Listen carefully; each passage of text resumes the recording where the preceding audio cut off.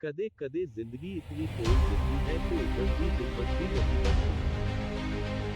ਪਰ ਕੁਝ ਲੋਕ ਤੁਹਾਡੀ ਕਮਜ਼ੋਰੀ ਦਾ ਫਾਇਦਾ ਚੁੱਕਣ ਲਈ ਵੀ ਬੜੇ ਹੁੰਦੇ ਨੇ। ਪਰ ਸੱਚੀ ਹਿੰਮਤ ਹਮੇਸ਼ਾ ਕੋਈ ਨਾ ਕੋਈ ਰਾਹ ਲੱਭ ਹੀ ਲੈਂਦੀ ਹੈ। ਜਦੋਂ ਇਰਾਦੇ ਸਾਫ਼ ਹੋਣ, ਤਾਂ ਕੁਦਰਤ ਵੀ ਸਾਥ ਦੇ ਹੀ ਦਿੰਦੀ ਹੈ।